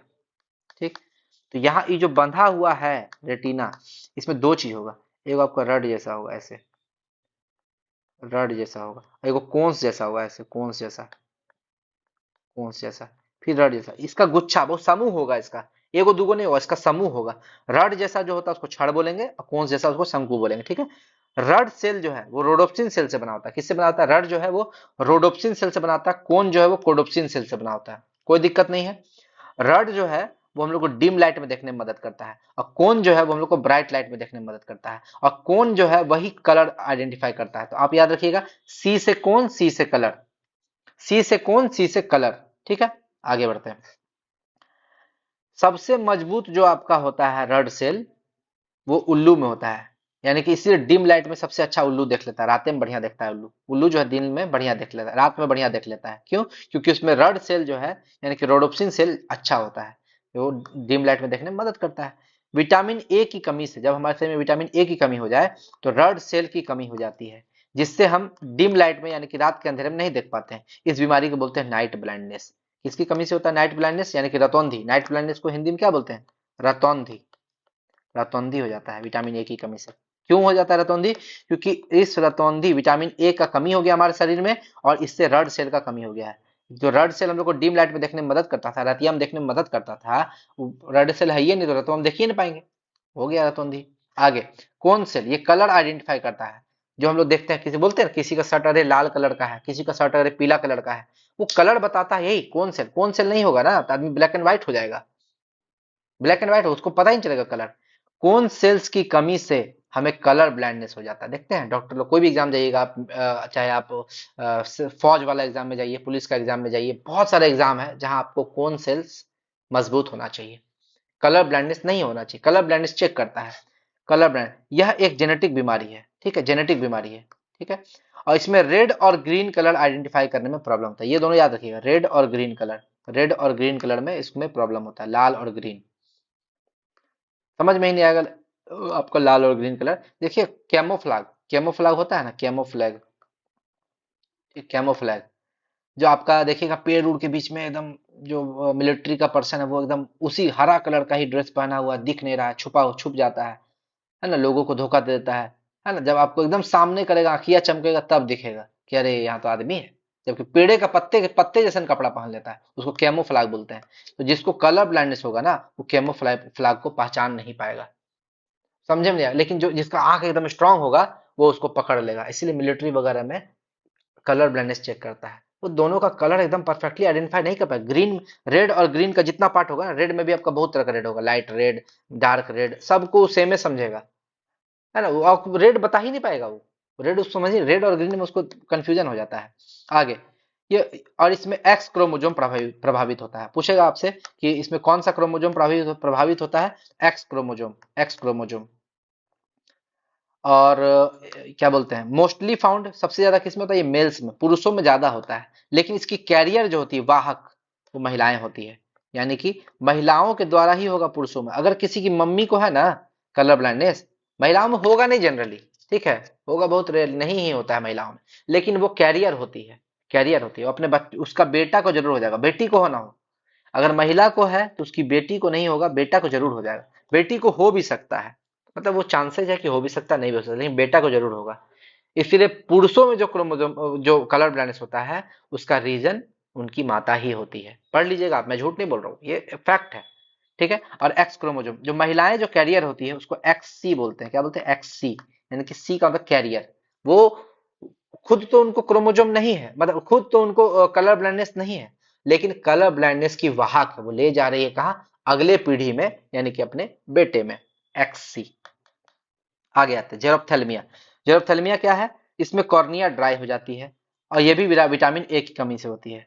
ठीक है, कॉर्निया ही ड्राई हो जाती है, और विटामिन ए की कमी से ये भी होता है। इसमें क्या बोला जाता है, डॉक्टर लोग क्या सुझाव देते हैं? आप जीएम राइस खाइए, जीएम राइस, ठीक है, जीएम राइस, इसी को गोल्डन राइस भी बोलता है जी, गोल्डन राइस। ठीक है, गोल्डन राइस, गोल्डन राइस एक तरह का जीएम राइस है। ठीक है, जेनेटिकली मॉडिफाइड राइस, ये बहुत ही न्यूट्रिशियस होता है। ठीक है, खाने की सलाह देता है डॉक्टर, और इससे आपका विटामिन ए का क्षतिपूर्ति हो जाएगा, और आप जेरोथेलमिया ठीक हो जाएगा।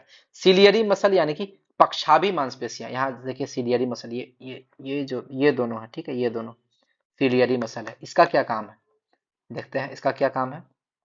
इसका काम है लेंस को समायोजित करना, पावर ऑफ एकोमोडेशन। ये बड़ा इंपॉर्टेंट क्वेश्चन है, ठीक है। आप बोलिएगा सर हम दूर का भी वस्तु को बढ़िया से देख लेते हैं, सामने वाला वस्तु को भी बढ़िया से देख लेते हैं, ये कैसे हो पाता है सर?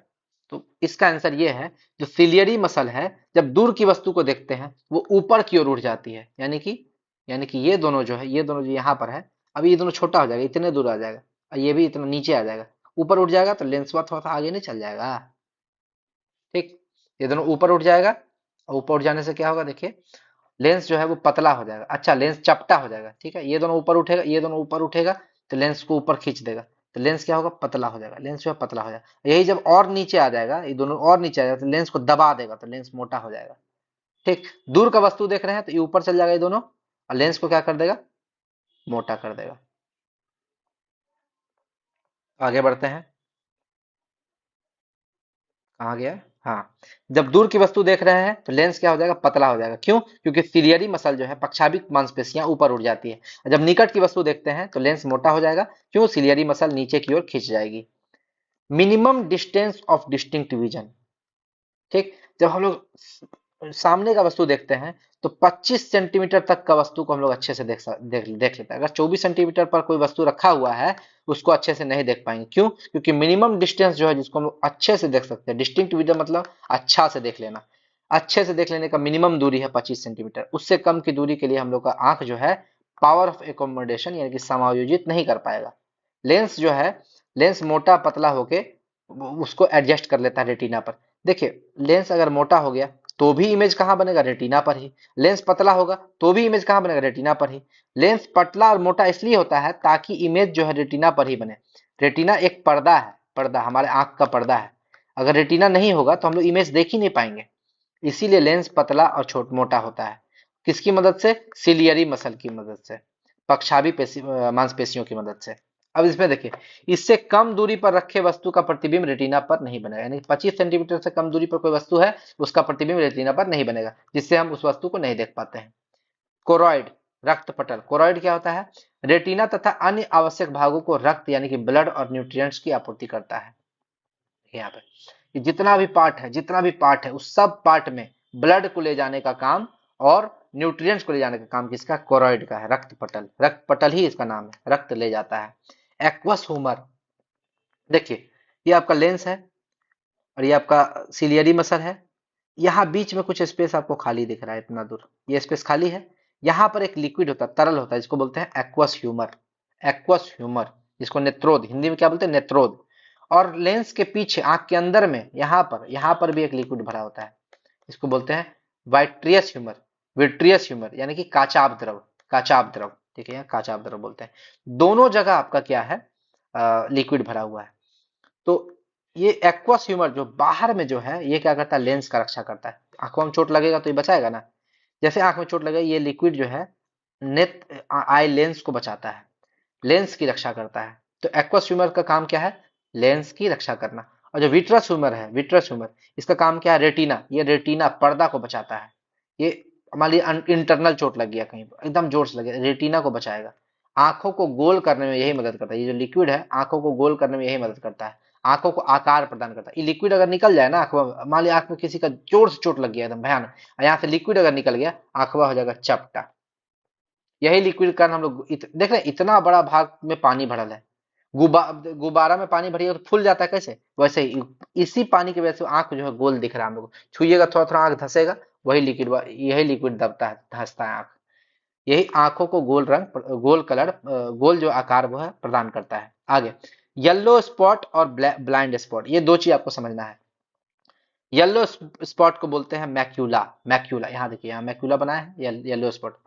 देखिए यहाँ पे ये वाला, ये जो आपका बाहर गोल वाला पार्ट है, ये गोल वाला पार्ट है, ये फोविया बोलते हैं। ये यहाँ पे येलो मैकुला है। रेटिना का मध्य वाला भाग कहलाता है, रेटिना का मध्य वाला भाग कहलाता है येलो स्पॉट। पित्त बिंदु बोलते हैं। यहाँ इमेज जो है एकदम क्लियर बनता है, इमेज जो है एकदम क्लियर बनता है। तो ये जो गोल दिख रहा है आपका, ये गोल, इतना इतना पार्ट जो है रेटिना का, वो क्या कहलाएगा? मैक्यूला, मैक्यूला कहलाएगा। ठीक। और उसके अंदर में जो चपटा वाला पार्ट दिख रहा है, चपटा वाला पार्ट, इसको लाल कलर से दिखा देते हैं, रुकिए रेड कलर से इसको दिखा देते हैं। ये रेड वाला पार्ट जो है ये आपका फोबिया है। क्या है? फोबिया। रेड से आपको ब्लू अच्छा रहेगा, ब्लू वाला छोड़िए, रेड है, ठीक है। हम्म, ये हो गया आपका फोबिया। फोबिया और ये मैकुला। तो ये येलो स्पॉट पे क्या है, यहाँ इमेज सबसे क्लियर बनेगा, सबसे क्लियर। कहाँ पे? इतना दूर का एरिया में इमेज सबसे बढ़िया। इसके अलावा कहीं भी बन जाए, यहाँ इधर उधर भी बन सकता है इमेज, इधर भी बन सकता है, इधर भी बन सकता है इमेज, कहीं भी बन सकता है, कहीं भी बन सकता है इमेज, लेकिन सबसे क्लियर यहाँ पे बनेगा, आपको सबसे साफ दिखाई देगा। अगर लेंस से टकरा के इमेज यहाँ बना, सबसे क्लियर दिखेगा। इसमें भी जो वो गड्ढा रहता है यहाँ पे, ठीक, इसको जब मिटाइएगा तो यहाँ वो गड्ढा टाइप का आपको ऐसे ऐसे अंदर में गड्ढा धंसा हुआ दिखेगा, और उस गड्ढा को बोलते हैं फोबिया। फोविया सेंट्रियोल्स यानी कि केंद्रिका गर्तिका। गर्तिका मतलब कि गड्ढा। मैक्यूला का एक गर्त भाग है। ये मैक्यूला इतना गोल, इतना ज्यादा पोर्शन है, इसी का एक भाग है फैबोला, फोविया। मैक्यूला का एक गर्त भाग है पैनी नजर। ये पैनी नजर के लिए काम करता है। सबसे बढ़िया इमेज हम बताए थे, इमेज सबसे बढ़िया कहाँ बनता है? मैक्यूला में। अब मैक्यूला में भी सबसे बढ़िया इमेज बनता है फोविया में। कहाँ बनता है? फोविया में। यानी कि इसका भी बेस्ट में से भी सबसे बेस्ट भाग। यानी कि अर्जुन जो मछली का आंख पे निशाना लगाया था ना, वो अपना इमेज कहाँ बना रहा था? फोबिया पर बना रहा था। ठीक है, इसको पैनी नजर बोलते हैं। क्या बोलते हैं? पैनी नजर। यहाँ बनेगा तो भाई उसका निशाना एकदम सटीक लगेगा। स्नाइपर लोग जो निशाना बनाता है वो अपना इमेज कहाँ बनाता है? फोबिया पर। अगर इमेज मान लीजिए इधर उधर कहीं बना, क्लियर नहीं बनेगा, आपका निशाना चूक जाएगा। आगे ब्लाइंड स्पॉट देखिए, हम बताए थे ये आपका रेटिना है। और रेटिना यहाँ आया, यहाँ पे वो गांठ जैसा बना, गांठ जैसा बना। जैसे बाल, आप जहाँ बाल आप बनाते हैं ना, बाल, तो बाल में जहाँ पे बांधते हैं बाल को, पीछे लड़कियां जो बनाती है बाल, तो सब बालों को एक जगह बीच में बांध देगी, है ना। तो यहाँ जहाँ बंधा हुआ है, ये पीछे बाल है, ठीक है, ये पीछे बाल है और यह माथा है। बालवा जहाँ बांध दी, वही बांधने वाला जगह को रेटिना समझ लीजिए। रेटिना का ये ऐसा पार्ट है, इसको ब्लाइंड स्पॉट बोलते हैं। ठीक।